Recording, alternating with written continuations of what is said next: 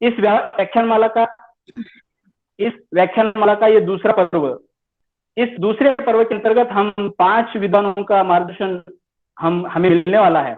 अत्यंत वैविध्यपूर्ण विषयों के साथ सुसंचालित रूप से संपन्न हो रही इस व्याख्यानमाला के दूसरे पर्व तथा दूसरे व्याख्यान के लिए आज हमारे बीच शंकरराव मोहिते महाविद्यालय हिंदी विभाग की विभागाध्यक्षा डॉक्टर अपर्णा जी कुचेकर मैडम उपस्थित है।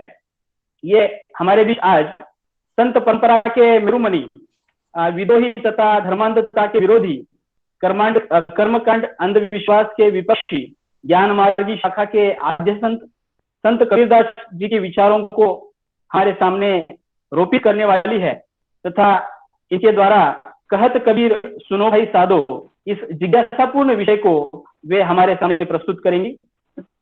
आज के समय में जो समाज की जो नैतिक मूल्यों की जो पतन की स्थिति है, हनन की स्थिति है, इस प्रकार संत वाणी इस स्थिति से हमें उभार सकती है। इसका एक उत्तम उदाहरण संत कबीरदास जी के वाणी के रूप में या संत कबीरदास जी के विचारों के रूप में हम वहां पे देख सकते हैं। इसलिए हिंदी साहित्य परंपरा के अंतर्गत संत कबीरदास जी को महात्मा कबीरदास जी के रूप में भी जाना जाता है और उनके द्वारा कहे गए दोहे सूक्तियों के माध्यम से आज के समाज को सन्मार्ग की ओर लेके जाने के लिए संत कबीरदास जी के विचार किस प्रकार प्रासंगिक है और उनके विचारों की क्षमता तथा उदात्तता इसकी एक उदाहरण के तौर पर आज इस व्याख्यान में हम सुनने वाले हैं। आज के इस व्याख्यान के पर्व में मैडम जी कबीरवाणी को हमारे सामने प्रस्तुत करेंगी। इसके पहले मैं सर्वप्रथम आपको मैडम जी का संक्षेप में परिचय करके दे देता हूँ। मैडम जी का पूरा नाम है डॉक्टर अपर्णा भारत कुचेकर। ये विगत 25 साल से शंकरराव मोहिते महाविद्यालय में हिंदी विभागाध्यक्ष के तौर पर कार्यरत है। साथ ही साथ पुण्यश्लोक अहिल्यादेवी होकर सोलापुर विश्वविद्यालय सोलापुर हिंदी अध्ययन मंडल की सम्मान्य सदस्य रही है।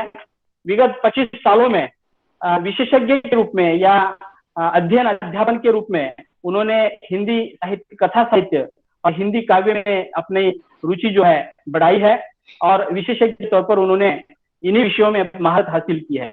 मैडम जी की शैक्षिक योग्यता जो है, मैडम जी ने एमए की पढ़ाई जो है शिवाजी विश्वविद्यालय कोल्हापुर से उन्होंने पीजी की डिग्री प्राप्त की है। साथ ही साथ एमफिल की भी डिग्री जो है उन्होंने शिवाजी विश्वविद्यालय के हिंदी विभाग से प्राप्त की है और पीएचडी भी उन्होंने शिवाजी विश्वविद्यालय कोल्हापुर से ही उन्हें प्राप्त हो चुकी है। उनके पीएचडी का विषय महिला उपन्यासकारों के उपन्यासों का मनोवैज्ञानिक अध्ययन, ये इनके शोध विषय के रूप में महिलाओं को केंद्र में रखकर उन्होंने अपनी शोध कार्य की रुचि जो है वहां पे बढ़ाई है। साथ ही साथ महाविद्यालय में सहायक प्राध्यापक के अर्हता के रूप में जो परीक्षाएं ली जाती है, सेट की परीक्षा भी मैडम जी सन 1995 में उत्तीर्ण है। रिसर्च के क्षेत्र में उनका भी काम जो है बहुत उल्लेखनीय है। विश्वविद्यालय अनुदान आयोग की जो पीयर रिव्यू जो पत्रिका होती है, रेफर्ड पत्रिकाएं जो होती है, इसमें मैडम जी के कुल 3 पत्र जो है, शोध पत्र जो है आज तक प्रकाशित हुए हैं।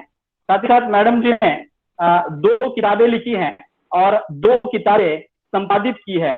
राष्ट्रीय तथा अंतर्राष्ट्रीय स्तर की संगोष्ठियों में मैडम जी ने लगभग 75 पेपर का प्रस्तुतिकरण किया गया है। साथ ही साथ राष्ट्रीय तथा अंतर्राष्ट्रीय कॉन्फ्रेंस में, प्रोसीडिंग में मैडम के 9 पेपर जो है पब्लिश हो चुके हैं, प्रकाशित हो चुके हैं। इसके अलावा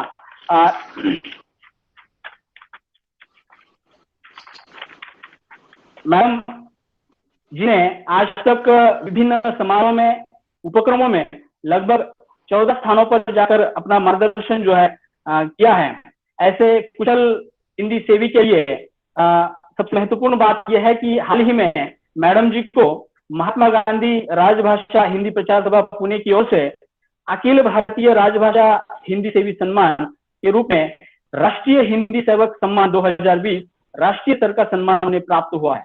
ऐसी महान हस्ती तथा मेरी गुरुवर्या आदरणीय डॉक्टर अपर्णा जी कुचेकर मैडम हमारे बीच आज मौजूद है। हमारा सौभाग्य है कि आज पुनः एक बार मैडम जी की मधुर वाणी में कबीरवाणी श्रवण करने का हमें मौका मिल रहा है। मैं मैडम जी को अनुरोध करता हूं कि आप हमें पूर्व विधि विषय पर कहत कबीर सुनोभाई साधो इस विषय का निरूपण तथा मार्गदर्शन करें। मैं मैडम जी से आमंत्रित करता हूँ और मैं रुकता हूँ। धन्यवाद। धन्यवाद सर। सबसे पहले तो मैं आप सभी के प्रति ये कृतज्ञता व्यक्त करती हूँ कि मेरी देर से आने पर भी आप सभी लोग सुनने के लिए लालायित थे। थोड़ी सी तकनीकी प्रॉब्लम आ गई थी, जिस ज्वाइन होने में थोड़ी देर।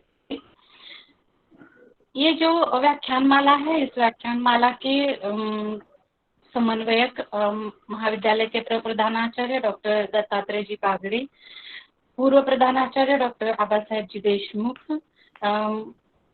इस व्याख्यानमाला के सांस्कृतिक प्रमुख डॉक्टर जी आवड़, मेरे साथी प्राध्यापक निवृत्ति जी लोखंडे, एनएसएस विभाग के डॉक्टर चंकेश्वर जी लोंढे और आईक्यूएससी के प्रतिनिधि डॉक्टर प्रसाद जी लोहार, इन सब के प्रति सबसे पहले मैं शुक्रिया अदा करती हूँ। शुक्रिया, उनके प्रति मैं शुक्रगुजार हूँ,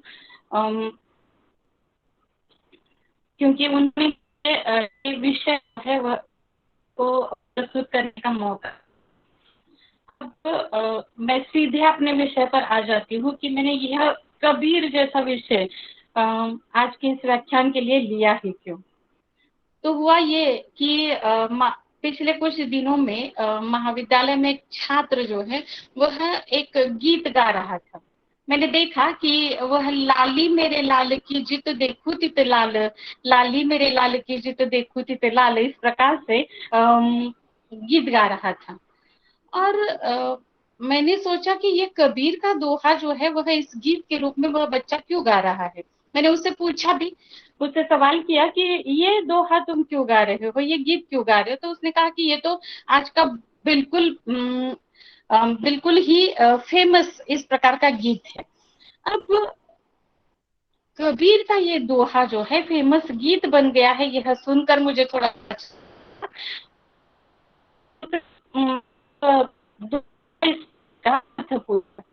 उसने कहा कि नहीं जानता। एक और कबीर मान जा। अब कबीर जो है वह ऐसे व्यक्ति थे, वह किसी के द्वारा कही गई बात मानने वालों में से तो बिल्कुल भी नहीं थे।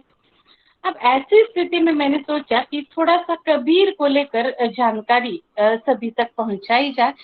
जो हिंदी के अध्येता है वह तो खैर विवादों में घिरे, क्योंकि कबीर है, कबीर का स्थान हो, चाहे जन्म हो, उनके माता पिता हो, गुरु हो, पत्नी हो, संतति हो, सभी को लेकर काफी सारे विवाद हमें देखने को मिलते हैं। एक शख्स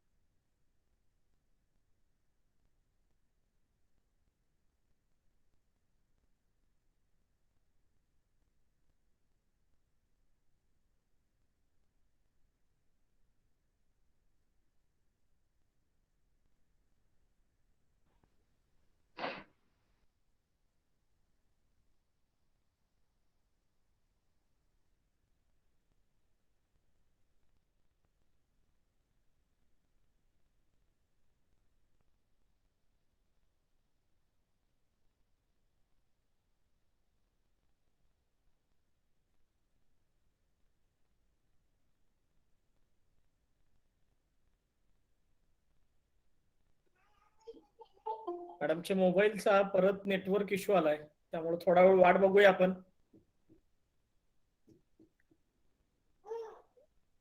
लोखंडे सर त्यांना फोन करून सांगा त्यांचा आवाज आणि मोबाईल नेटवर्क त्यांचं बंद झालंय.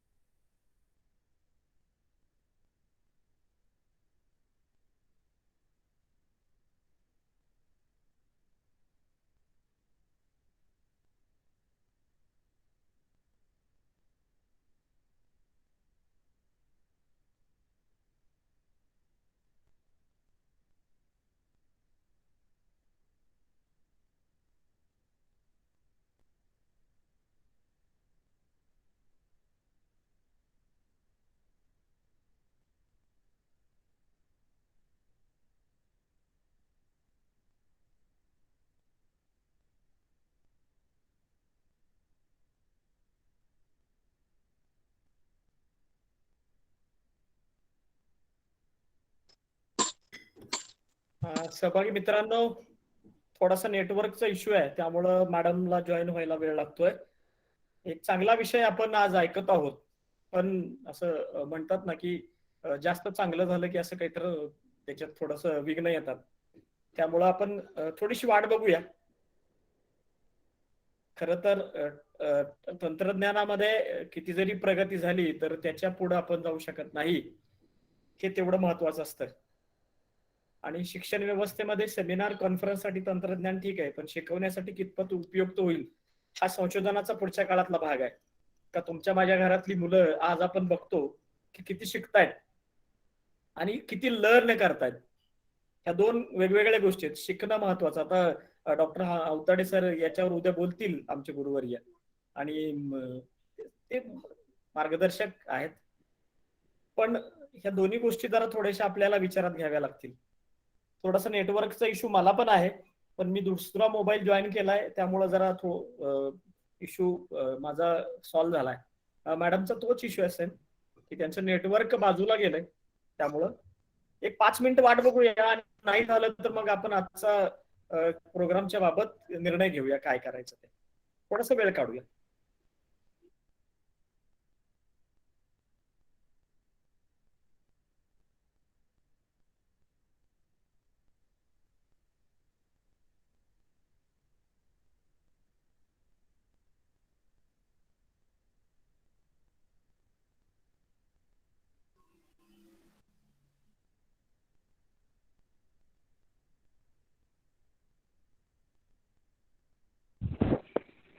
नमस्कार आवड सर.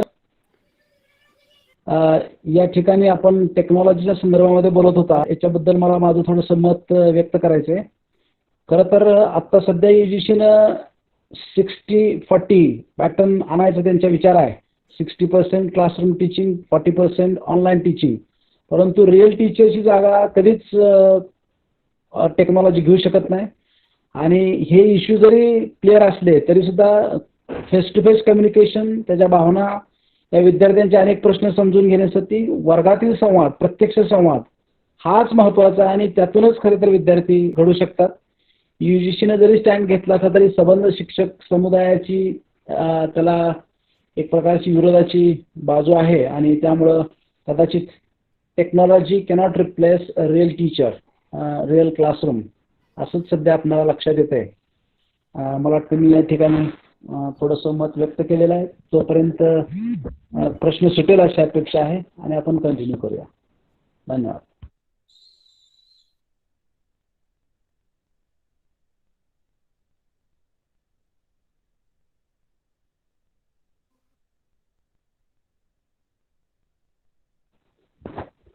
सर, जे बोलतोय ते ऐकू येतं का? आपण काय बोलतोय ते इतरांना तरी? पण मॅडम सगळ्यांनाच प्रॉब्लेम आहे. येतो सर, हा आवाज सर, येतोय, आवाज येतोय सर. येतोय सर, येतोय. मॅडमना प्रॉब्लेम असावा. ते त्यांच्या घरामध्ये येऊन बोलत असतील, त्यामुळे घरात रेंज येत नसावी त्यांच्या. अच्छा. रेंज नाही नाही, बोलण्याचा भाग आहे तर नंतर आवड सरांनी थोडासा उल्लेख केल्यामुळे मी थोडंसं वेळ पण होता म्हणून थोडंसं मत व्यक्त केलं. अवताडे सरांचं याच्यामध्ये नंतर आपल्याला बोलता येईल. मी थोडासा वेगळा विषय आहे माझा, परंतु याच्याबद्दल आपल्याला बोलता येईल नंतर कधीतरी, किंवा असं चर्चेतनं बोलता येईल. वैविध्य आहे म्हणून सांगितलं तुम्हाला बोला. नाही, बरोबर आहे सर, असू द्या तुमचं. हा सर, ऑनलाईन टीचिंग संदर्भात थोडासा विषय अजून विस्तारानं थोडाही चालू होईपर्यंत घेतला तर बरं होईल. ऑनलाईन टीचिंग आम्हाला, मी आत्ताच बोललो त्याप्रमाणे, युनिव्हर्सिटी ग्रँट्स कमिशन मध्ये एक पॉलिसी प्रपोज केलेली आहे. खरं तर ती फायनल नाही, काही मतही आपली मागवली होती की सध्या UGCच्या एका त्यांच्या मीटिंगमध्ये त्यांनी एक निर्णय घेतला होता की ह्या कोविडच्या पार्श्वभूमीवर आपण आपल्या देशामध्ये उच्च शिक्षणामध्ये 40% ऑनलाईन टीचिंग करावं, 60% वर्गात टीचिंग करावं. आणि तो प्रस्ताव कसा वाटतोय, आपली काय मतं आहे त्याच्याबद्दल वेगवेगळी मतं मागवून घेतली होती. याच्यामध्ये काही लोकांनी मतं दिलेली आहेत, परंतु आपण जर आपल्या संबंध देशाचा जर विचार केला, उच्च शिक्षणाचा विचार केला, विशेषतः ट्रेडिशनल जे आपले कोर्सेस आहेत त्याचा जर विचार केला तर ती गोष्ट आपल्याला परवडणारी नाही, किंवा समाजाच्या दृष्टीने ती परवडणारी नाही. कारण समाजामध्ये जर बघितलं तर अजून अनेक उपेक्षित अशा प्रकारचे वंचित घटक आहेत की ज्यांना उच्च शिक्षणाची दारं उघडली गेलेली नाहीत. टेक्नॉलॉजिकल किंवा प्रोफेशनल कोर्सेस जे आहेत, इंजिनिअरिंग असेल, मेडिकल असेल किंवा अन्य जे काही ॲडव्हान्स कोर्सेस आहेत, याच्या बाबतीत थोडंसं ते शक्य होऊ शकतं. ऑनलाईन टीचिंग केलं तर त्या विद्यार्थ्यांनाही कळू शकतं, त्यांच्याकडे तेवढ्या सगळ्या गोष्टी उपलब्ध आहेत. परंतु आपल्या या ट्रॅडिशनल कोर्सेसमध्ये आपण जर बघितलं तर याच्या बाबतीत असणारे जे काय म्हणजे साधन जी उपलब्ध आहेत साधनं आणि आपल्याकडे असणारे विद्यार्थ्यांच्याकडे असणारी साधनं याचा जर विचार केला, विद्यार्थ्यांचा एकंदरीत सोशिओ इकॉनॉमिक बॅकग्राऊंडचा जर विचार केला तर निश्चितपणानं वंचित हे वंचितच राहतील आणि पुढे जाणारे पुढे जातील, अशा प्रकारची एक दरी निर्माण होऊ शकते. त्याच्यामुळं ज्यांच्या घरी अजून उच्च शिक्षण पोचलेलंच नाही आणि जे ट्रॅडिशनल कोर्सेसला अजून ऍडमिशन घेत आहेत अशा विद्यार्थ्यांसाठी हा 60-40 पॅटर्न योग्य नाही. कारण त्या विद्यार्थ्यांना नुसतं टीचिंगपेक्षाही वेगळं काहीतरी आपल्याला सांगावं लागतं. आपण महाविद्यालयात बघत असतो की त्या विद्यार्थ्यांच्या अन्य समस्या आहेत त्याच्याबद्दल आपण प्रकाश टाकत असतो, त्याच्या अडचणी समजून घेत असतो, कोणाला आर्थिक मदत करत असतो, कोणाला भावनिक मदत करत असतो, कोणाचे वेगवेगळे प्रश्न, अगदी घरगुती प्रश्न सुद्धा आपले मेंटर मेंटीच्या ग्रुपमध्ये असतील किंवा आता आवड सरांच्या माध्यमातून कल्चरलच्या विद्यार्थ्यांचे प्रश्न असतील, ताटे सरांच्याकडे NSSचे असतील, लोंढे सर वगैरे त्यांच्याकडचे प्रश्न, तर हे सगळे प्रश्न सोडवत असताना वेगवेगळे प्रश्न विद्यार्थी शिक्षणाशिवाय शिक्षकांच्या पुढं व्यक्त करत असतात आणि त्या प्रश्नांची सोडवणूक आपापल्या परीने आपण करत असतो आणि मग त्याचा जो विकास असतो त्यासाठी त्या पण घटकांचा विचार करावा लागतो. त्यामुळे फक्त टीचिंग किंवा क्लासरूम टीचिंग किंवा फक्त सिलेबस टीचिंग एवढ्यापुरतं शिक्षण मर्यादित नसतं. त्यामुळे अन्य अनेक घटक असतात की ज्या घटकांचा विचार आपल्याला ह्या शिक्षणाच्या व्यवस्थेमध्ये करावा लागतो आणि तो भाग जर विचारात घेतला तर टेक्नॉलॉजी कधीच रिप्लेस करता येऊ शकत नाही. टेक्नॉलॉजी हे इन्स्ट्रुमेंट आहे, ते एक साधन आहे, परंतु शिक्षण व्यवस्थेला पूर्णपणे आपण त्या अँगलनं अगदी बदल देऊ शकत नाही, असं साधारणपणे एक चित्र. आणि म्हणून ऑल इंडिया फेडरेशन जे आपलं त्यानं आपलं भारत सरकारच्या लेवलवरच्या भारताच्या लेवलवरचं आपली जी शिक्षकाची संघटना त्या संघटनेने या व्यवस्थेला असं विरोध केला. धन्यवाद. Madam join. हा सर. हो हो ठीक आहे, थँक्यू. मॅडम सुरू करा मॅडम. आणि बी टेन्शन फ्री होऊ नका, टेन्शन घेऊ नका, बिंदास सुरू करा. नेटवर्क इश्यू सगळ्यांना तुम्हाला पण आहे, तसा बंद आहे. माईक सुरू करा. माईक तुमचा मॅडम, तुमचा माईक बंद आहे, तो सुरू करा. सुरू करा व्याख्यान. तो मैं बात कर रही थी कि क्यों वदंतियां, यह शब्द बार बार आएगा. क्यों वदंती यानी मराठी में जिसे दंत कथा कहते हैं, जो कि मौखिक रूप में एक पीढ़ी से दूसरी पीढ़ी, दूसरी पीढ़ी से तीसरी पीढ़ी तक चलती है. और जनश्रुतियां फिर एक बार वही बात है कि लोगों के द्वारा लोगों तक पहुंचाई गई बात है. तो कबीर को लेकर उनकी जन्मतिथि है, उनकी जन्म स्थान है, उनका माता पिता है, सभी को लेकर विवाद रहे हैं. हम थोड़ा सा उनका संक्षेप में परिचय देखेंगे और फिर उनके जो दोहे हैं, उनके जो विचार हैं, जो कि आज के लिए कितने उपयोगी है, इसे हम जरूर देखेंगे. तो कबीर की जन्मतिथि मानी जाती है विक्रमी संवत. विक्रमी संवत ये राजा विक्रमादित्य के कालखंड से माना जाता है. राजा विक्रमादित्य का कालखंड जो है उसे शून्य माना गया है, वहां से आगे विक्रमी संवत आता है.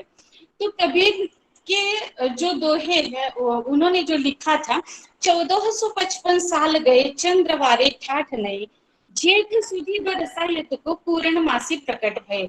और इस आधार पर यह मान लिया गया है. अब हालांकि फिर एक बार कहूं कि इसके लिए विवाद है, ढेर सारे प्रकार के विवाद हैं कि 1455 साल गए यानी बीत गए हैं, या फिर चंद्रवार उस दिन नहीं आता. चंद्रवार यानी सोमवार, ज्येष्ठ शुद्ध पूर्णिमा जो है वह नहीं आती है. इस प्रकार से अनेक विवाद रहे हैं. उनका जन्म स्थान जो है इसे लेकर भी काफी विवाद है कि कबीर का जन्म काशी में हुआ था या मगहर में हुआ था. ये जरूर कहा जाता है कि रामानंद जी के आशीर्वाद से एक विधवा ब्राह्मणी से कबीर का जन्म हुआ था. कबीर के जन्म को लेकर यह कथा जो है वह मानी जाती है कि विधवा ब्राह्मणी से उनका जन्म हुआ था और लोक लज्जा के कारण उसने काशी के लहरतारा नामक तालाब के किनारे इस बालक को फेंक दिया था। और वहां से एक मुसलमान जुलाहा दंपति गुजर रहे थे। उन्होंने इस बालक को देखा और उन्होंने उस बालक का लालन पालन किया। ये है नीमा और नीरू नाम के। कबीर के जन्म को लेकर एक कबीरपंथी लोगों ने एक यह कथा भी बताई है कि अमावस्या की रात्रि में लहरतारा नामक तालाब में एक दिव्य कमल प्रकट हुआ था। उसी में से एक ब्रह्म स्वरूप ज्योति निकली और वह ज्योति यानी कबीर है। इस प्रकार की बात भी कबीर के को लेकर बताई जाती है, लेकिन यह शायद कबीर की महानता को सिद्ध करने के लिए जोड़ी गई कथा है, ऐसा कहा जा सकता है। कबीर ने अपने आप को हमेशा ही काशी का जुलाहा ही माना है। उन्होंने कहा कि तू ब्राह्मण, मैं काशी का जुलाहा। मुसलमानों की यह एक जुलाहा कपड़े बुनने वाली जाति है। कुछ लोग कबीर का संबंध जो है वह जुग्गी जाति से जोड़ते हैं। जुग्गी ये एक घुमक्कड़ी करने वाली बंजारा जाति है और इसके साथ भी कबीर का संबंध जो है वह जोड़ा जाता है। अब कबीर के गुरु को लेकर जो विवाद रहे हैं, तो जिसमें कबीर के गुरु जो है वह रामानंद जी है। इस बात को आधार देने वाली इस प्रकार की पंक्ति है कि काशी में हम प्रकट भये रामानंद चेताए। लेकिन कुछ लोग कबीर के गुरु शेख तकी को मान लेते हैं, लेकिन कबीर ने कभी भी विशेष आदर के साथ कहीं इनका नाम नहीं लिया था। लेकिन कबीर को गुरु की कमी हमेशा खलती रही। रामानंद जी ने कबीर जो है वह इस प्रकार से निम्न जाति में है, निम्न जाति के है, मुसलमान है, तो इसलिए उन्हें दीक्षा देने से मना कर दिया था, इनकार कर दिया था।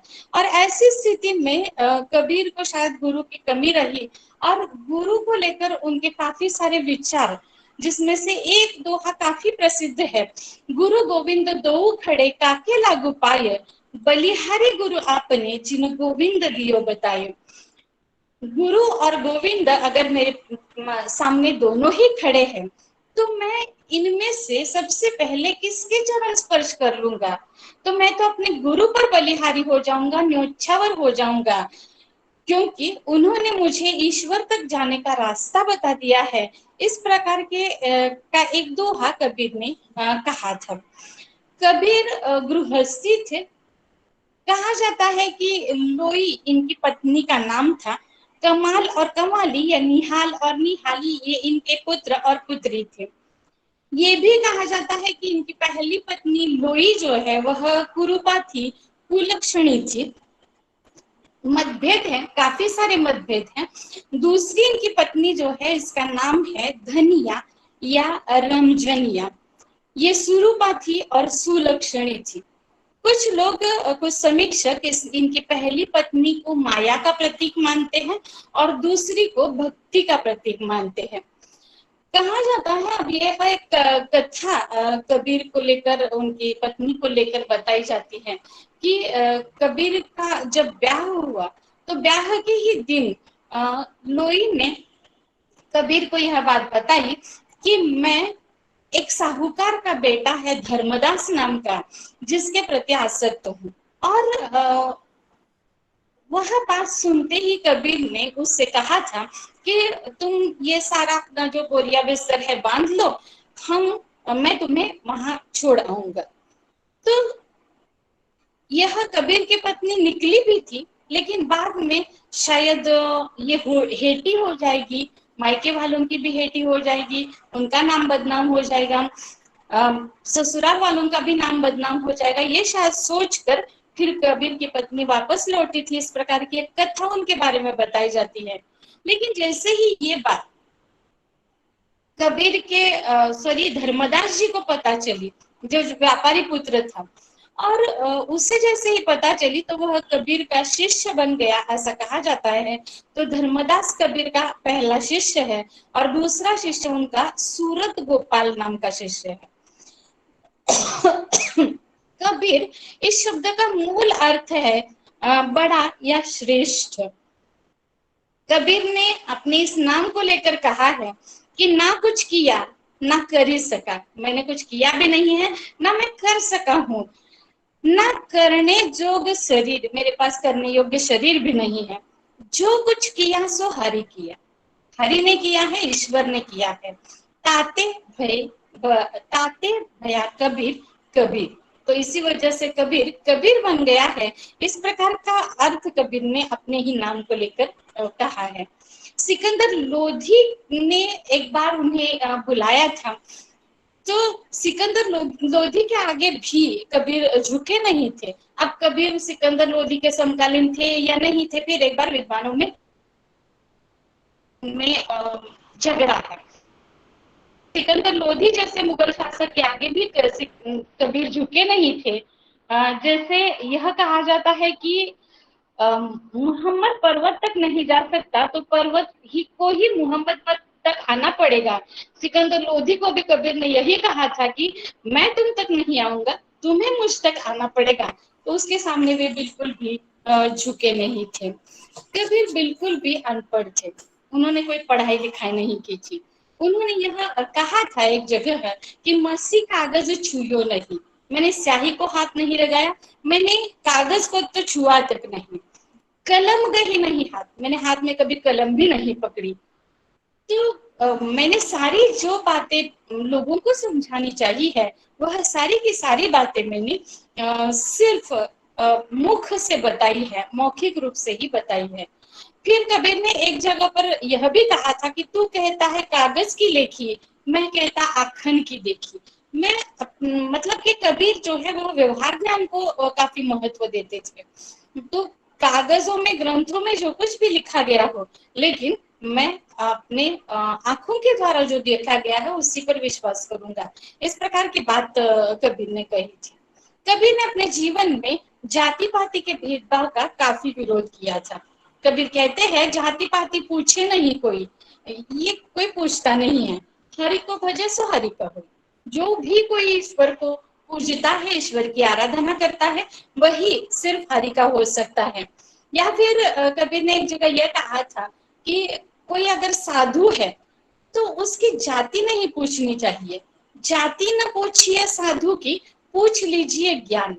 जाति नहीं पूछनी चाहिए, उसका ज्ञान कितना है यह देखना चाहिए। इसके लिए एक उदाहरण कबीर बहुत सुंदर उदाहरण देते हैं। मोल करो तलवार का, पड़ा रहे दो म्यान।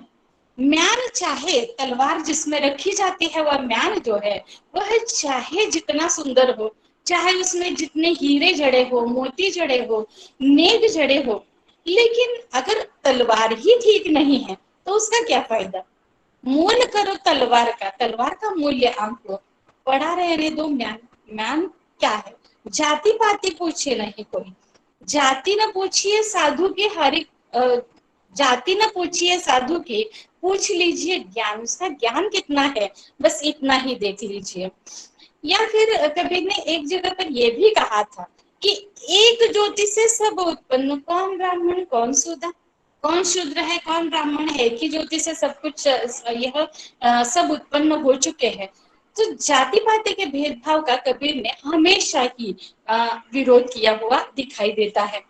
कबीर ने निर्गुण ईश्वर में विश्वास किया था। अब निर्गुण ईश्वर मतलब ईश्वर जो है वह निर्गुण है, निराकार है, उसका कोई रंग नहीं, कोई रूप नहीं, कोई आकृति नहीं, कोई वेशभूषा नहीं, कुछ भी नहीं। ऐसे ईश्वर जो अगम है, जो आंखों से दिखाई नहीं देता, जिसे सिर्फ ज्ञान के माध्यम से समझा जा सकता है। तो कबीर ने कहा निर्गुण राम जपहु रे भाई। या फिर एक जगह पर कबीर ने ये भी कहा कि राम नाम का बांध ले बेड़ा, उतर पर ले पार। अब जब कबीर निर्गुण ईश्वर की आराधना करते हैं तो राम का नाम क्यों, यह सवाल जरूर उठना चाहिए। तो कबीर के राम यानी दशरथ पुत्र राम, सीतापति राम, लक्ष्मण के भाई राम नहीं थे। ईश्वर को किसी तो नाम से पुकारा जाना चाहिए। इस आधार पर कबीर ने एक आसान सा नाम जो है राम नाम, यह नाम लिया था। तो इस वजह से कबीर ने नाम स्मरण को महत्व दिया है। राम नाम का बांधले बेड़ा, ये नाम स्मरण जो है, नाम स्मरण करता क्या है, तो एकाग्रता बढ़ाता है। एकाग्रता बढ़ाने के लिए आजकल के लोग मेडिटेशन वगैरह करते हैं। कबीर ने उस कालखंड में कहा नाम स्मरण कीजिए, एकाग्रता जरूर आ जाएगी।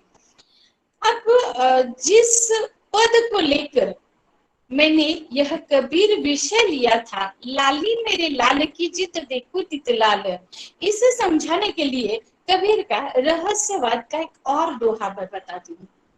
कबीर ने एक जगह कहा था कि जल में कुंभ, मतलब पानी में घड़ा है, कुंभ में जल, घड़े में पानी है। पानी में घड़ा है और घड़े के अंदर भी पानी है। फूटा कुंभ, घड़ा फूट गया, जल जल ही समाया, घड़े के अंदर का पानी घड़े के बाहर के पानी में मिल गया। और कबीर ने कहा कि तथ्य कहो ज्ञानी, इसमें क्या तथ्य है, आप ज्ञानी हो, आप ही बताओ। तो जल में कुंभ, पानी में घड़ा है, कुंभ में जल, घड़े के अंदर भी पानी है। घड़े के अंदर का पानी यानी मनुष्य के शरीर में होने वाली आत्मा है। घड़े के बाहर का पानी यानी चारों ओर होने वाला परमात्मा है। फूटा कुंभ, मनुष्य मर गया। तो अंदर का पानी यानी आत्मा बाहर के पानी में यानी परमात्मा में मिल जाता है। यह तथ्य इस दोहे में कबीर ने कहा है। जल में कुंभ, कुंभ में जल, बिल्कुल यही बात कबीर ने इस लाली मेरे लाल की जित देखो तित लाल, इस पद में कही है। लाली मेरे लाल की जित देखो तित लाल, हर कही लाल यानी परमात्मा है। लाली देखन मैं गई, मैंने जब परमात्मा को समझना चाहा, मैंने जब परमात्मा को देखना चाहा, लाली देखन मैं गई, मैं भी हो गई लाल और मैं भी उसी में समा गई, अर्थात आत्मा का परमात्मा से मिलन, यह कबीर ने कहा है। कबीर के रहस्यवाद पर हठयोग साधना, हालांकि ये इतनी आसान नहीं है, 1 मिनट में थोड़ा सा उसे संक्षेप में बता देती हूँ। हठयोग साधना करने वाला साधक जो होता है वह पद्मासन डालकर बैठ जाता है। उसके शरीर में होने वाली रीढ़ की हड्डी, पाटीसा मणका, रीढ़ की हड्डी के नीचे ठीक, रीढ़ की हड्डी के ठीक नीचे सर्पाकार रूप में कुंडली मारकर 3 नाड़ियां होती है। ये तीनों नाड़ियां जैसे जैसे साधक तपस्या करने लगता है तो तीनों नाड़ियां ऊपर चढ़ने लगती है। यह है ईड़ा, पिंगला और सुषुम्ना। अब ये तीनों नाड़ियां गले के ठीक पीछे होने वाले ब्रह्मरंध्र को छेदती है और उस साधक को एक अनहद नाद सुनाई देता है। यही मोक्ष है। जितना आसानी से यह कहा गया है 1 मिनट में, उतना आसान यह है नहीं। तो ये कठिन साधना होती है। अब कबीर ने हमें यह कई बार बताने की कोशिश की है कि ईश्वर जो है वह, उसे ढूंढने के लिए बाहर जाने की जरूरत नहीं। इसके लिए कबीर ने बहुत सुंदर उदाहरण दिया है। यह उदाहरण है कस्तूरी मृग का। कस्तूरी मृग की नाभि में कस्तूरी होती है और कस्तूरी मृग जैसे ही खड़ा होता है तो वह कस्तूरी की सुगंध जो है वह उससे परेशान करने लगती है। वह उससे बहुत ही ज्यादा बावला बना देती है और वह बावला होकर उस सुगंध की तलाश में दौड़ता है, दौड़ता है, दौड़ता है। फिर जब वह रुक जाता है, वह सुगंध फिर उसे परेशान करती है। कबीर ने कहा कस्तूरी कुंडली बसे, कस्तूरी मृग की नाभि में कस्तूरी होती है। मृग ढूंढे वन माही, और सारे वन में मृग जो है वह उसे ढूंढता रहता है। ऐसे घटी घटी राम है, ऐसे हर एक व्यक्ति के शरीर में राम है। दुनिया देखे नहीं, लेकिन लोग उसे देखते ही नहीं है, उससे ढूंढते नहीं है। कबीर ने यह कहा मुंह को कहाँ ढूंढे बंदे, मैं तो तेरे पास में, मुझे तुम कहाँ ढूंढ रहे हो, मुझे तुम ढूंढने के लिए कहीं बाहर जाने की जरूरत नहीं। कबीर कहते हैं ना मैं मंदिर, ना मैं मस्जिद, ना काबे कैलाश में, मैं कहीं नहीं हूँ, इनमें से भी कहीं नहीं हूँ, मैं तुम में हूँ। अब यही बात मराठी गीत शोधीसी मानवा रावळी मंदिरी नांदो तो देव हा आपुल्या अंतरी, इस गीत में भी लगभग यही बात कही है। या फिर जैसे आंखों में पुतली होती है, वैसे हर एक शरीर रूपी घड़े में ईश्वर निवास करता है, लेकिन मूर्ख लोग क्या करते हैं, तो उसे जानते नहीं हैं और बाहर ढूंढने का प्रयास करते रहते हैं। मंदिरों में चले जाते हैं, मस्जिदों में चले जाते हैं, गिरिजा घरों में चले जाते हैं, जहां वह है ही नहीं। कबीर ने लोगों को एक बहुत प्यारी सलाह दी है। कहा है कि ऐसी वाणी बोलिए मन का आपा खोए। ऐसी वाणी में दूसरों के साथ आपकी बातचीत होनी चाहिए कि आपके अहम का विगलन हो गया हो, आपका अहंकार खत्म हो गया हो। इससे होगा क्या, औरन को शीतल करे आप हो शीतल हो, आप भी शीतल हो जाएंगे, आप भी शांत हो जाएंगे और दूसरे भी आपकी मधुर वाणी से शांत हो जाएंगे। जहां कहीं आपको किसी भी सरकारी दफ्तर में हो काम करवाना है अपना, तो थोड़ी सी मीठी बातों के साथ अगर आप काम करते हैं कबीर के इस दोहे को आधार बनाकर, तो आपका काम जरूर हो जाता है। हम लोग इसी बात को भूल जाते हैं। एक बात याद रखनी चाहिए हमेशा की कि वे निरंतर वही वही काम करते रहते हैं, तो वे परेशान हो चुके होते हैं और आप पर उखड़ते हैं, लेकिन आपको तो शांत रहना चाहिए ना। तो मधुर वाणी में बातचीत जो है वह लोगों की एक दूसरे के साथ होनी चाहिए। फिर एक बात कबीर ने जो कही थी, ये बात लोग हर वक्त कहते रहते हैं कि कल करे सो आज कर, आज करे सो अब, आधा ही दोहा लोग बोलते रहते हैं। अब इसके लिए एक उदाहरण दिया जा सकता है कि अंग्रेजी में एक अल्फाबेट है ओ। ये ओ जो होता है, ये ओ स्टैंड्स फॉर अपॉर्चुनिटी, संधि। ये अक्षर जो है ये यस्टरडे यानी कल इसमें नहीं आता है, टुडे इसमें एक बार आता है और टुमारो इसमें 2-3 बार आता है। मतलब कि आपको संधि जो है वह मिलती है, उसका फायदा उठाना चाहिए और अभी उठाना चाहिए। जब मौका मिला है तभी उसका फायदा उठाना चाहिए। कबीर की भाषा को लेकर यह कहा जाता है कि कबीर अनेक प्रकार की भाषाएं बोलते थे, क्योंकि कबीर जो थे वह यायावर थे, घुमक्कड़ थे, निरंतर घूमते रहते थे और स्वाभाविक रूप में उनकी भाषा में अनेक भाषाओं के, अनेक बोलियों के शब्द आए हुए हैं, जिसमें से कुछ पंजाबी शब्द है, कुछ राजस्थानी है, ब्रज है, खड़ी बोली के शब्द है, अवधी के शब्द है, भोजपुरी के शब्द है, अरबी और फारसी के शब्द है, कुछ मराठी के शब्द भी कबीर के दोहों में, पदों में आए हुए हैं। अब कबीर ने भाषा की जो कमी है इसे लेकर एक बात कही थी। हिंदी भाषा की कमी को लेकर कहा जा सकता है कि एक दोहा ही उन्होंने कहा था कि रंगी को नारंगी कहे। जो रंगा हुआ है, केसरिया रंग में रंगा हुआ है, उसके लिए हम क्या कहते हैं, नारंगी। नारंगी रंगी नहीं है। रंगी को नारंगी कहे, बने दूध का खोया। दूध को उबाल उबाल कर जो चीज हम प्राप्त करते हैं उसे कहते हैं खोया। खोया मराठी में खवा। चलती को गाड़ी कहे, जो चल रही है उसे गाड़ी कहते हैं, गाड़ दी, गाड़ी यानी गाड़ दी। तो चलती को गाड़ी कहे, देख कबीरा रोया। भाषा की ये जो कमजोरियां है, कभी कभी ऐसा हो जाता है, कुछ शब्द जो है इस प्रकार से प्रयुक्त होते रहते, तो कबीर ने इस बात को लेकर भी कहा था। खैर यह बात तो सभी जानते हैं कि कबीर ने हमें निंदकों को अपने साथ रखने की सलाह दी है। अब इसे समझाने के लिए पहले एक उदाहरण बताएंगे। एक प्रवचनकार होते, एक प्रवचनकाराने प्रवचन करता करता मध्येच एक पाठीमागे भिंतीवरती एक पांढऱ्या रंगाचं कापड लावलं आणि त्या कापडावरती एक काळा डॉट दिला आणि लोकांना, उपस्थित लोकांना सगळ्यांना विचारलं की तुम्हाला काय दिसते? लोकांनी सांगितलं स्वाभाविकपणानं की आम्हाला तो काळा डॉट दिसतो। एकच प्रश्न प्रवचनकाराने विचारला की तुम्हाला हा पूर्ण पांढरा, हे जे पूर्ण पांढरं कापड आहे हे दिसत नाहीये का? कुछ लोगों में स्वभावतः ही छिद्रान्वेषी प्रवृत्ति होती है। उन मराठी में बहुत प्यारी कहावत है की दुसऱ्याच्या डोळ्यातलं कुसळ दिसतं, स्वतःच्या डोळ्यातलं मुसळ मात्र लोकांना दिसत नाही।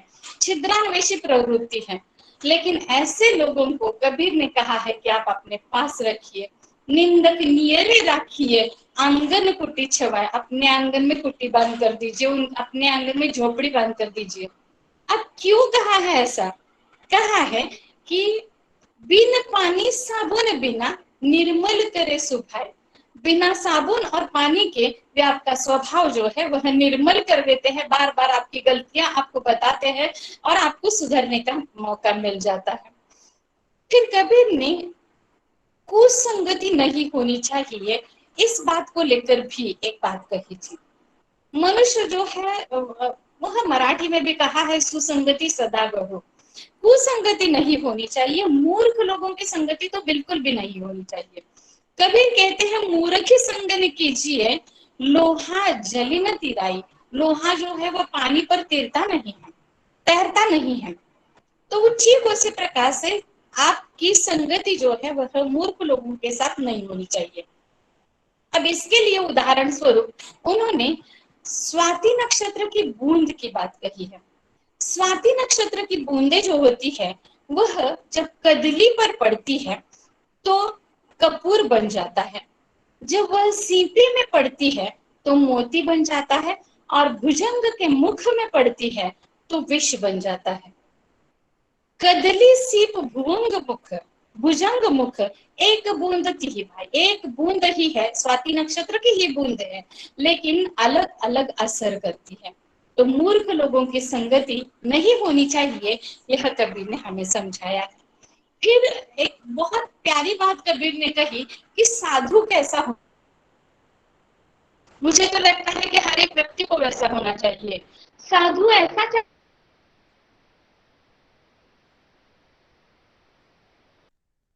स्वभाव कैसे होता है? सूप यानी जिसमें हम अनाज फटकते हैं, तो वह अनाज को ग्रहण कर रहा है और कचरा जो है वह उड़ा देता है। कबीर कहते हैं साधु ऐसा चाहिए जैसा सूप सुभाए, सूप का स्वभाव कैसे जैसा होता है वैसे साधु का स्वभाव होना चाहिए। सार सार को गही रहे, थोथा दे उड़ा, जहां जो बात गलत है उसे छोड़ दीजिए, जो सार है उसे ही ग्रहण कर लीजिए। बहुत अच्छी बात, हर एक व्यक्ति को इस बात को अपनाना चाहिए। इस प्रकार की बात कबीर ने रखी थी। कबीर ने अपने जीवन में हर तरह के आडंबर का, बाह्य आडंबर का विरोध किया था। माला फेरना हो, पूजा अर्चना करना हो, मूर्ति पूजा करनी हो, या फिर बाल मुंडाने हो, भगवा पहनना हो, सारी बातों का विरोध कबीर ने किया था। हमने यह देखा कि कबीर निर्गुण थे, निर्गुण निराकार विचारों के कबीर थे। तो कबीर ने इन सारे बाह्य आडंबरों का, जो जो कुछ ढोंग हम लोग करते हैं, ईश्वर की भक्ति को लेकर हम जो ढोंग करते हैं, इन बातों का कबीर ने विरोध किया था। कबीर कहते हैं कि कबीर इस संसार को समझाऊं कै बार, कितनी बार समझाऊं मैं, पूछ जो पकड़े भेड़ की उतरिया चाहे पार। हम लोग ऐसे हो गए हैं कि भेड़ की पूंछ को मानो पकड़ लिया हो। भेड़ की विशेषता ये होती है, भेड़ उनकी विशेषता ये होती है, एक अगर गड्ढे में गिर रही हो तो दूसरी देखती नहीं है, सीधे नीचे गड्ढे में गिर जाती, उसी का रास्ता अनुसरण कर लेती है। तो हम लोग भी वही कर रहे हैं। तो कबीर कहते हैं मैं कितनी बार लोगों को समझाऊं। कबीर ने न हिंदुओं को छोड़ा न मुसलमानों को छोड़ा, सभी को उन्होंने उनकी गलतियों के लिए जहां कहीं जो भी गलत दिखाई दिया वहां उसका खुलकर विरोध किया, बाह्य आडंबरों का विरोध किया, जिसमें सबसे पहले हम देखते हैं पाहन पत्थर की पूजा करते हैं, पत्थर की मूर्ति होती है और उसकी पूजा लोग करते। तो कहते हैं मैंने पूजा हारे मिले, पत्थर के भगवान को पूजने से अगर ईश्वर मिलता है तो मैं पूजू पहाड़, बड़े पत्थर की पूजा करूँ ना, छोटे से पत्थर की पूजा करने से ईश्वर अगर मिलता है तो बड़े सिक्के करूंगा तो जल्दी मिल जाएंगे। पाहन पूजे हारे मिले तो मैं पूजू पहाड़, ताते ये चाकी भली, उससे तो पत्थर से बनी हुई ये चक्की अच्छी है। पीस खाए संसार, जिससे अनाज पीस कर संसार जीवित रहता है। तो यह कबीर कही थी। फिर मुंडन करते हैं लोग, बालों का मुंडन करते, बालाजी चले जाते हैं वहां बाल देकर आते हैं तो मुंडन करते। अगर मुंडन से ईश्वर मिलते, कबीर कहता है हर एक ने मुंडन कर लेना चाहिए। क्या? क्योंकि हर एक को तो ईश्वर की भक्ति, ईश्वर की कृपा चाहिए, तो इस वजह से हर एक व्यक्ति ने मुंडन कर लेना चाहिए। मूड मुंडाए हारी मिले तो हर कोई ले मुंडन, हर एक व्यक्ति ने मुंडन कर लेना चाहिए। लेकिन जिनका बार बार मुंडन होता है, बार बार के मुंडते भेड़ न बैकुंठ जाए। लेकिन क्या कभी किसी भेड़ को बैकुंठ जाते देखा है? उनका तो बार बार मुंडन होता है, लेकिन उन्हें तो किसी ने बैकुंठ जाते नहीं देखा है। या फिर श्राद्ध तर्पण को लेकर कबीर ने कही कि बेटा जो होता है वह ढोंग करता है। वह कहता है वह जीते जी पिता को मार डालता है लगभग, और उसके मरने पर, पिता के मरने पर मुख में गंगोदक डालता है। जीते जी पिता को खाना नहीं देता है और मरने के बाद पिंडदान करता है। जीते जी उनके साथ बात भी नहीं करता है और मरने पर उनके लिए श्राद्ध रचाता है। तो ऐसा बेटा है, वह मृतवत है, ऐसा कबीर कहते हैं। और उससे मुआ जैसी गाली देने से भी कबीर कतराते नहीं है। कबीर जिस प्रकार से हिंदुओं को लताड़ते हैं, ठीक वैसे ही मुसलमानों को भी नहीं छोड़ते हैं। उन्हें जहां जो गलत दिखाई देता है वहां पर वे टोक देते हैं, अपने कवित्व गा देते हैं, अपने दोहे गा देते हैं। कबीर ने मुसलमानों को कहा कि पत्थर जोड़ के मस्जिद लई चुना, तुमने कंकड़ पत्थरों को मिलाकर एक सुंदर मस्जिद तैयार कर ली।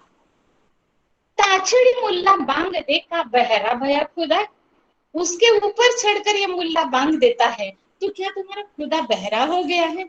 इस प्रकार का सवाल उन्होंने उस मुल्ला से पूछ लिया था। और फिर कई बार उन्हें इसी वजह से लताड़ना भी सहनी पड़ी, लोगों की द्वारा पीटा भी गया। उनका एक बार झोपड़ा जलाया गया था, एक बार बोरे में डालकर नदी में फेंका गया था, सांकली में उन्हें बांधा गया था। फिर उन्होंने एक और बात कही थी कि दिन भर रोजा रहते हैं, दिन भर तो तुम्हारा रोजा रहता है, रात हनत है गाय, रात में तुम गाय को मारकर खा जाते हो। दिन भर तो तुम्हारा रोजा रहता है, रात में तुम गाय को मारकर खा जाते हो। यह तो खून बह बंदगी है बंदे, यहाँ पर तो खून बहा है। कैसी खुशी खुदा, तुम्हारे खुदा को इससे खुशी कैसे मिल सकती है? मतलब ईश्वर जो है, चाहे वह किसी भी रूप में हो, एक जीव की हत्या कैसे करने दे सकता है? कबीर ने बलि चढ़ाने वाले लोगों के लिए कहा था कि बकरी पाती खाती है। बकरी क्या करती है? हरे पत्ते खाती है, घास फूस खाती है। ताकि काड़ी खाल, इंसान उसे क्या सजा देता है? उसकी खाल उधेड़ देता है। जेनर बकरी खाते हैं, जो इंसान बकरी को मारकर खा जाते हैं, तिनका कौन हवाल, उन्हें कैसी सजा देनी चाहिए? इस प्रकार का सवाल कबीर ने पूछा था। और इन दोनों से ही, चाहे हिंदू हो चाहे मुसलमान हो, दोनों से ही ये बहुत परेशान हो चुके थे। और उन्होंने एक जगह पर ये भी कहा, अरे इन दोनों राह न पाई, इन दोनों को भी सही रास्ता नहीं मिला। हिंदुओं की हिंदुआई देखी, तुर्कन की तुर्काई, हिंदुओं की हिंदुआई मैंने देख ली और तुर्कों की तुर्काई भी देख ली। हम लोग धर्म ग्रंथों को ठीक ढंग से नहीं पढ़ते हैं, लेकिन कबीर तो कहते हैं कि पोथी पढ़ी बड़ी जग मुआ पंडित भयानक हो। अगर आप पोथियां पढ़ पढ़ कर पंडित होने का दावा करते हैं तो वह आपकी पंडिताई नहीं है। पोथी पढ़ी पढ़ी जग मुआ पंडित भयानक होए, ढाई अक्षर प्रेम का पढ़े सो पंडित हो। जो व्यक्ति ढाई अक्षर पढ़ लेता है प्रेम का, वही सच्चे अर्थों में पंडित है, ऐसा कबीर कहता है। अब कबीर के कुछ दोहे हैं जिसमें जो कि हमारे लिए व्यवहारिक रूप में हमारे लिए इस तरह से उपयोगी है, इसे हम देखते हैं। कबीर कहते हैं, जिन ढूंढा तीन पाई है, गहरे पानी बैठी जो बोहरा डूब न डरा रहा किनारे बैठी। अर्थात जो मनुष्य गहराई में नहीं जाएगा वह रहस्य नहीं खोज पाएगा। जो गहराई में जाएगा, पानी या अतल गहराई में जाएगा, वही गोताखोर मोती अच्छे ला पाता है। तो जो गहराई में जाएगा वही रहस्य खोज सकेगा। जो डूबने से डरेगा वह किनारे पर बैठा रहेगा, उसके हाथ में कुछ भी नहीं लगेगा। अब इसे थोड़ा सा मराठी में देख लेते हैं की यशस्वी होण्यासाठी संपूर्ण क्षमतेचा वापर करताना मुळापर्यंत जाऊन आपल्या क्षमतांचा शोध आपण घेतला पाहिजे। कोणतंही काम आपण अर्धवट न सोडता जाणीवपूर्वक पूर्ण केलं तरच सफलता मिळते। अर्धवट काम सोडणाऱ्याला यश कसं मिळेल? लगभग यही विचार इस दोहे में कवि ने व्यक्त किया है। अगला जो दोहा है वह छात्रों के लिए है विशेष तौर पर। अब वैसे देखा जाए तो भक्ति का ही दोहा है, अर्थ मैं बताऊंगी। मथुरा जावे द्वारिका जावे भावे जावे जगन्नाथ। आप कहीं भी चले जाइए, मथुरा चले जाइए, द्वारिका चले जाइए, अगर आपको अच्छा लगे तो जगन्नाथपुरी पूरी जगन्नाथ भी चले जाइए। साध संगति हरि भक्ति बिन कछु न आवे। साधुओं की संगति और हरि की भक्ति के बिना आपको कुछ भी नहीं मिलने वाला, यह बात कबीर ने कही है। लेकिन यह बात हम लोग छात्रों की दृष्टि से थोड़ा सा देख लेते हैं। या कॉलेजला जा, ती शिकवणी लाव, असा कितीही जरी देखावा निर्माण केला आणि अभ्यासच नाही केला तर यश कसं मिळणार? कॉलेज, क्लास, शिकवणी यापेक्षा अभ्यास महत्वाचा आहे, ही गोष्ट विद्यार्थ्यांनी लक्षात जरूर घेतली पाहिजे। फिर कबीर ने आगे दिन पीछे गए हरि सो किया न हेत। फिर कबीर ने एक कहा है कि हरि भक्ति के दिन ही गवाया, ये सारे व्यर्थ चले गए हैं। अब पछताए हो तो क्या, चिड़िया चुग गई खेत। चिड़िया अगर सारे अनाज को चुग कर ले गई तो अब मैंने समय पर खेत की रखवाली क्यों नहीं की, ऐसा पछतावा तो बिल्कुल भी व्यर्थ ही है। तो यह बात कबीर ने समझाने की कोशिश की थी की संधी एकदा हातातून निघून गेली ना तर पश्चाताप केल्याने काही साध्य होत नाही। आयुष्यातली प्रत्येक गोष्ट आपण आळस न करता वेळच्या वेळी जर केली तर नंतर पश्चाताप करण्याची वेळ कधीच येत नाही। हजारी प्रसाद द्विवेदी जी ने कबीर के बारे में एक बहुत सुंदर बात कही थी। यह बात मैं बताऊंगी और मृत्यु की उनके कथा बताकर मैं अपने व्याख्यान को विराम दूंगी। कबीर ने कहा, सॉरी, हजारी प्रसाद द्विवेदी जी ने कहा कि वे यानी कबीर सिर से पैर तक मस्त मौला थे, स्वभाव से फक्कड़, आदत से अक्कड़ थे, भक्त के सामने निरीह थे, भेषधारी के आगे प्रचंड थे, दिल के साफ थे, दिमाग के दुरुस्त थे, भीतर से कोमल और बाहर से कठोर थे, जन्म से अस्पृश्य और कर्म से वंदनीय थे, युग अवतार की शक्ति और विश्वास लेकर वे पैदा हुए थे और युग प्रवर्तक की दृढ़ता उनमें वर्तमान थी, इसलिए वे युग प्रवर्तन कर सके। अब उनके कबीर के मृत्यु की कथा बता देती हूँ। तिथि को लेकर फिर एक बार वही कहूंगी, तिथि को लेकर काफी सारे विवाद है। उनके मृत्यु की एक कथा है। कबीर ने अपना सारा जीवन जो है वह काशी में व्यतीत किया। घुमकड़ी किया करते थे लेकिन अधिकतर उनका सारा जीवन जो है वह काशी में व्यतीत हुआ और मरते समय वे मगहर गांव में चले गए थे। अब इस मगहर गांव की विशेषता ये है, जैसे हम ये मानते हैं कि काशी में मरने से हमें स्वर्ग की प्राप्ति होती है, ठीक उसी प्रकार से यह कहा जाता था कि मगहर में मरने वाला व्यक्ति जो है वह नरक में चला जाता है। इस धारणा को, इस भ्रांत धारणा को झूठा साबित करने के लिए कबीर मगहर चले गए थे और उन्होंने कहा, सकल जन्म शिवपुरी गवाया, मरती बार मगहर उठी धाया। लेकिन हमारे देश का एक दुर्भाग्य है कि जब तक इंसान जीवित रहता है तो उसे प्रताड़ित किया जाता है, चाहे जितने सारे संत हो, चाहे जितने अच्छे व्यक्ति हो, सभी के साथ यही हुआ। सोक्रेटिस से लेकर हमारे देश के सारे महान नेताओं तक, सॉरी सारे महान भक्तों तक, संतों तक यही बात दिखाई देती है कि लोग जो है वह जीवन में, उस जीवन काल में उस व्यक्ति के मूल्य को नहीं समझते। कबीर की मृत्यु के पश्चात हिंदू और मुस्लिम दोनों ही झगड़ने लगे। हिंदू कहने लगे कि ये विधवा ब्राह्मणी से जन्मे थे, अतः ये हिंदू है तो इनका दहन होना चाहिए। और मुसलमान कहने लगे कि ये मुस्लिम है, इन्होंने अपने कहा था, तो इस आधार पर इन्हें दफना देना चाहिए। मारपीट तक यह झगड़ा जो है वह चला था। उनके शव को खोला गया।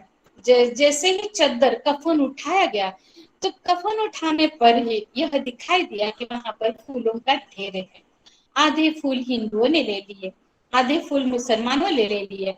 आज भी मगहर में कबीर की समाधि भी है, उनकी मस्जिद भी है, ऐसा कहा जाता है।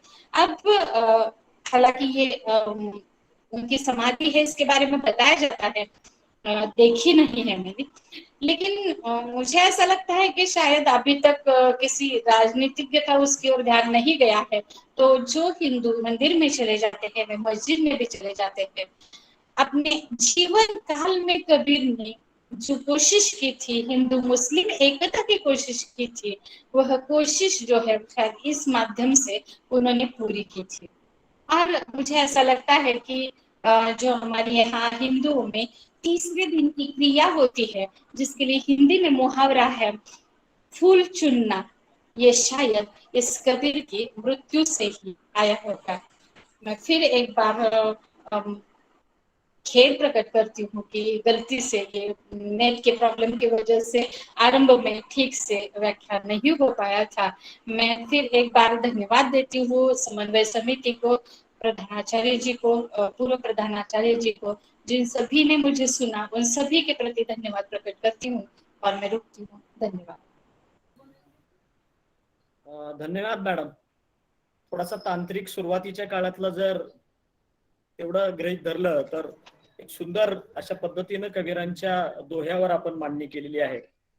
एकंदरीत सचिनच्या चित्रपटामध्ये आम्ही एक दोहा ऐकलेला होता, ऐसी वाणी बोलिये मन का आपाक होय, औरन को शीतल करे आपू शीतल होय. तेवढ्या दोह्यानंतर आम्ही आमच्या आयुष्यामध्ये आतापर्यंत काही दोहे ऐकलेले नव्हते. पण आपण या ठिकाणी अतिशय समग्रपणे कबीराच्या संदर्भातलं जीवनापासून मृत्यूपर्यंतचे त्या ठिकाणी आपण दोहे मांडलेले आहेत, त्याचे अर्थ सांगितलेले आहेत. मराठी आणि हिंदी भाषेमध्ये त्याचं निरूपण सुंदररित्या केलेलं आहे. मी मत व्यक्त करण्याच्या अगोदर कबीराच्या दोह्याच्या संदर्भातली एक 2 मिनिटाची व्हिडिओ क्लिप आपल्या समोर सादर करतोय, शेअर करतोय आणि त्यानंतर आपण सगळ्यांनी आपली मतं व्यक्त करावी त्या ठिकाणी.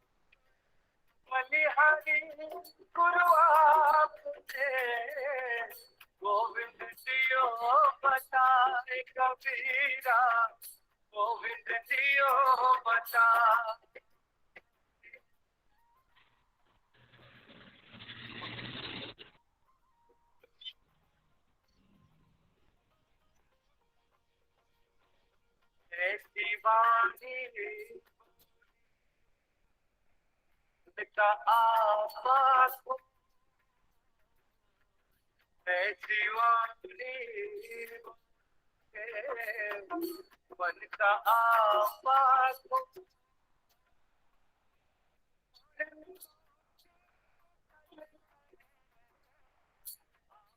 शीतल हो, आप शीतल हो।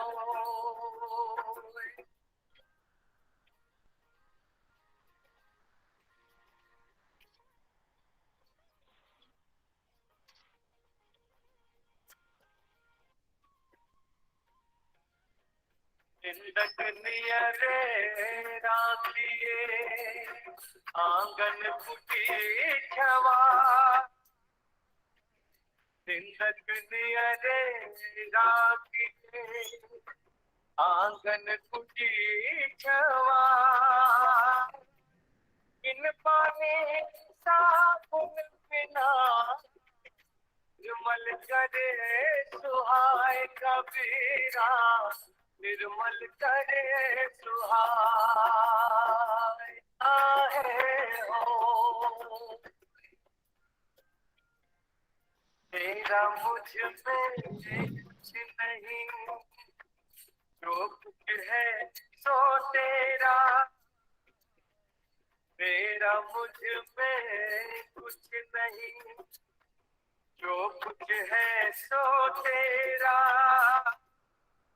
तेरा तुझको सौंप दे, क्या लागे है मेरा कबीरा, क्या लागे है मेरा। साधु जी पूछ लीजिए क्या,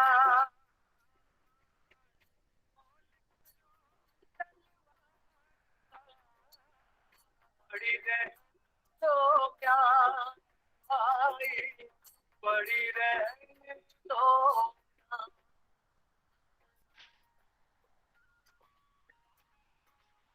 न क्या। बिन सदा जल में रहे, कोई बात न जाए, कोई बात न जाए।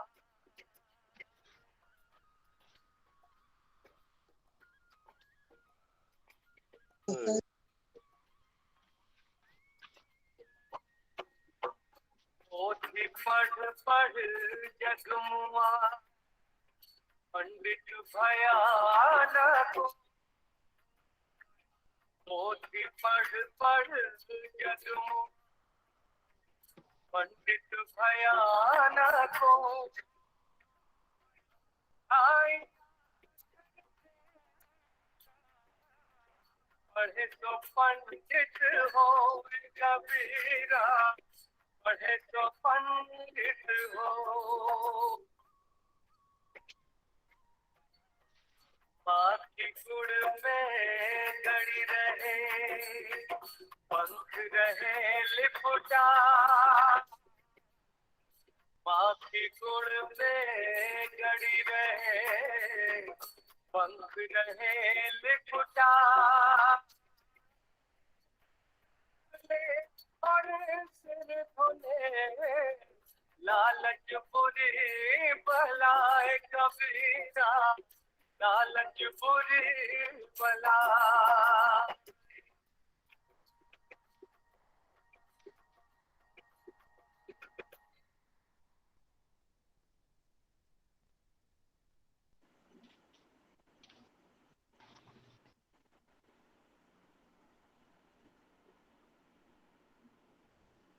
धन्यवाद. खरं तर ही क्लिप मॅडमनी शेअर केली होती. त्यांच्या टेक्निकल प्रॉब्लेममुळे त्यांनी माझ्याकडे पाठवली आणि मी आपल्याला या ठिकाणी दाखवलेली आहे. काही प्रतिक्रिया या व्याख्यानाबद्दल आपल्याला व्यक्त करायच्या असतील तर व्यक्त करूया आणि मग शेवटी आभाराकडे जाऊया.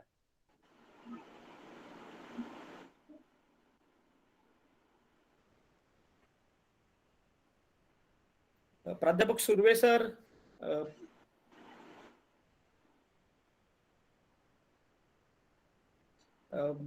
माजी प्राचार्य आबासाहेब देशमुख सर, सुर्वे सर आपण प्रतिक्रिया द्यावी.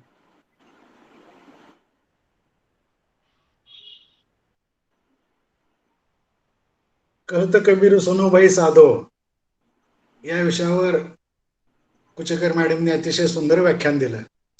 विशेषतः त्यांनी जे दोहे निवडले होते ते अतिशय चांगले होते. जाती न पूछो साधू की, पूछो उसका ज्ञान, किंवा मोल करो तलवार का, पडा रहने दो म्यान. अशा प्रकारचे जे दोहे त्यांनी निवडले ते अतिशय महत्वाचे मला वाटतात. याचं कारण असं की संत कबीर हे प्रबोधनकारी संत म्हणून फार प्रसिद्ध होते. भक्तीपेक्षा प्रबोधन ही भूमिका संत कबीरांनी अतिशय महत्वाची मानली. नारायण सुर्वे नेहमी म्हणायचे की मी कबीराचा वारसदार आहे.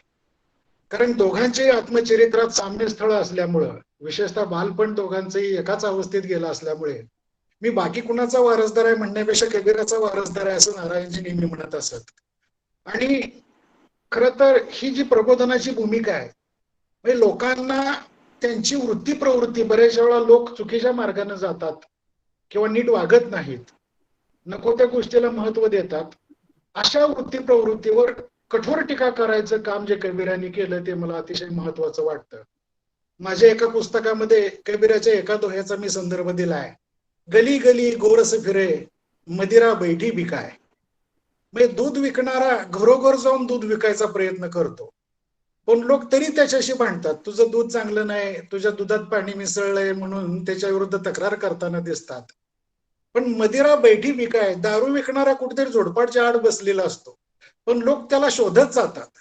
आणि दारू बनवताना त्यानं कुसलं पाणी वापरले, विहिरीचं वापरले का गटाराचं वापरलं ह्याची अजिबात तिथं चौकशी करत नाही, डोळे झाकून ते पिऊन येतात. अशा मानवी प्रवृत्तीवर टीका करण्याची अतिशय महत्वाची जबाबदारी संत कबीरांनी पार पाडली. म्हणून वर्गात प्रभावी आपलं टीचिंग व्हावं असं ज्या शिक्षकांना वाटतं, व्याख्यानं प्रभावी व्याख्यानं द्यायची आहेत असं वाटतं, किंवा लेखन करणाऱ्यांना दोहे संदर्भासाठी फार उपयोगी पडतात असं मला वाटतं. कुचेकर मॅडमना मी विनंती करेन की असे लेखन आणि वक्तृत्व करणाऱ्या लोकांच्यासाठी खास वेगळे दोहे बाजूला काढून त्याचं एखादं छोटंसं पुस्तक काढलं तर बरं होईल अशी एक माझी सूचना करतो. आणि मॅडमनी चांगलं व्याख्यान आमच्या पुढे दिलं त्याबद्दल त्यांना धन्यवाद देतो. नमस्कार. माजी प्राचार्य डॉक्टर आबासाहेब देशमुख सर आणि त्यानंतर महाविद्यालयाचे प्रभारी प्राचार्य डॉक्टर दत्तात्रय बागडे.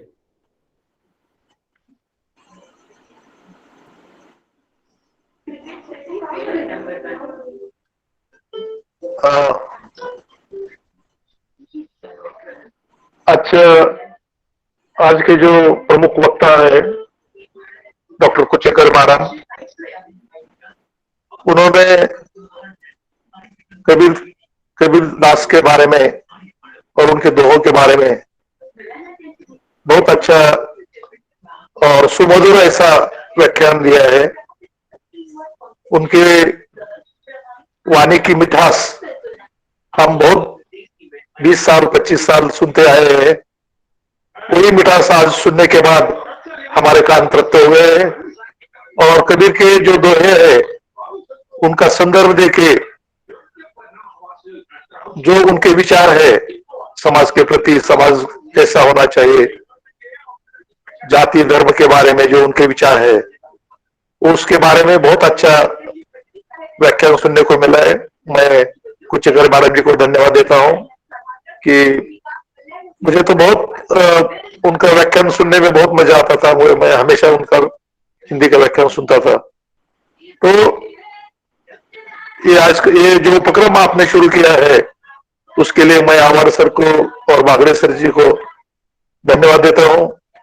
कि ऐसे उपक्रम जरूर होने चाहिए, क्योंकि नहीं तो क्या हो जाता है कि आदमी की सोच विचार में बदल हो जाता है ये ऐसे व्याख्यान माला की वजह से. तो मैं दोनों को धन्यवाद देता हूं, मैडम को धन्यवाद देता हूं, और सूर्य सर को तो हम हमेशा सुनते हैं, उनका विचार बहुत अच्छे रहते हैं. तो उनको भी मैं धन्यवाद देता हूं कि आपने जो अभी विचार दिया है वो बहुत अच्छा एक उदाहरण दिया है कबीर के दोहे का. तो कबीर के दोहे जब भी हम सुनते थे स्कूल में या कॉलेज में जब पढ़ते थे हिंदी, तो वो हर एक दोहे में एक अलग विचार उन्होंने दिया है. उसके लिए मैं आपके संयोजक को मैं धन्यवाद देता हूं, और मैं कोशिश करता हूं हमेशा हिंदी बोलने की. नारायण। हाँ, मैं कोशिश करता हूँ क्योंकि मैं बहुत बार तो सबको धन्यवाद देता हूँ। Okay, thank you. प्राचार्य दत्तात्रय बागडे सर, आपला विनंती की आपण आजच्या व्याख्यानाबद्दल आपलं मत व्यक्त केलं। खरं तर डॉक्टर कुचेकर मॅडमचं खूप सुंदर व्याख्यान झालेलं आहे आणि त्यांनी अनेक दोह्यांच्या मधून आपल्याला त्या काळातली असणारी आर्थिक, सामाजिक, सांस्कृतिक, धार्मिक या सगळ्या गोष्टींचं वर्णन आपल्याला केलेलं दिसेल आणि त्यामुळं त्यांच्या व्याख्यानावर टिप्पणी करणं किंवा त्यावरती बोलणं तसं योग्य वाटत नाही, पण तरी पण आपल्याला अतिशय त्या काळात असणारी जी सामाजिक कर्मकांड होती किंवा वर्णभेद होता, रूढीवाद होता किंवा पुरोहितवाद असेल, त्या काळातला अन्याय अत्याचार असतील, आर्थिक गुलामगिरी, सामाजिक गुलामगिरी, या अनेक अँगलने आपल्याला कबीरानी दोहे हे त्या काळामध्ये लिहिलेले आहेत। कबीर समकालीन संत रविदासांचं जर आपण पाहिलं तर आज गव्हर्नमेंट आपल्याला अन्न सुरक्षेची ज्या गोष्टी करतात तर त्या काळामध्ये तो एक दोहा आहे